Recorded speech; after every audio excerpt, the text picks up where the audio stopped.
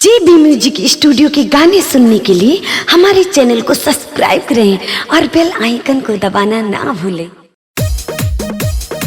अब की बार किशन सिंह भैया ग्राम पंचायत खनियरा द्वितीय से बीडीसी का चुनाव लड़ रहे हैं। आप लोगों से अनुरोध है भैया को भारी मतों से विजयी बनाएं। किशन भैया जिंदाबाद जिंदाबाद जिंदाबाद, किशन भैया जिंदाबाद जिंदाबाद जिंदाबाद। आइल चुनौआ हो खुश गौआ गौआ हो सब लोग इहे कहता। किशन भैया जिंदाबाद जिंदाबाद जिंदाबाद। आइल चुनौआ हो खुश गौआ गौआ हो सब लोग इहे कहता। जे भी जीतल बाटे कुछ ना कइल बाटे टेंशन भइल रहता। कि के बाटे निमन से पंचायत सदस्य बनावे के बाहो। विजयी के तिलक लगावे के बाहो। अपना किसान भैया के जीतावे के बाए चाची। विजयी के तिलक लगावे के बाए भाई। बीडीसी ना के जीतावे के बाहो। किशन भैया जिंदाबाद जिंदाबाद जिंदाबाद, किशन भैया जिंदाबाद जिंदाबाद जिंदाबाद। क्यों पड़े हो चक्कर में कोई नहीं है टक्कर में। क्यों पड़े हो चक्कर में कोई नहीं है टक्कर में।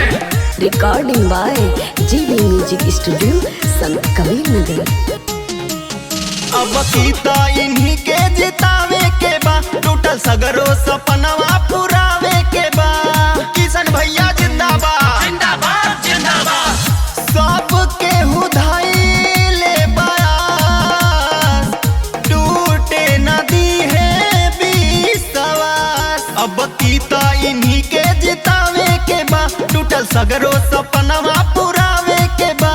अब की बेरी लजिया इनके बचावे के बा हो।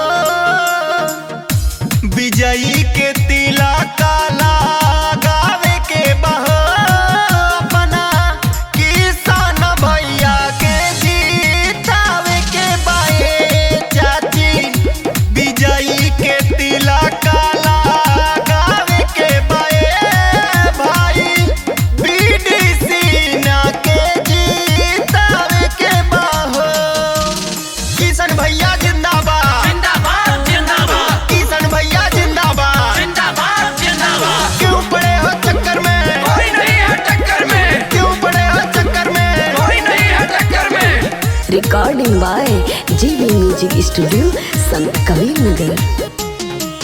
केहू कैलस न जावन कमवा होई। नाही सबका के जैसन रमवा होई। किशन भैया जिंदाबाद जिंदाबाद जिंदाबाद। वादा पूरा करिहे हो कुछ ना अधूरा करिहे हो। केहू कैलस न जावन कमवा होई। नाही सबका के जैसन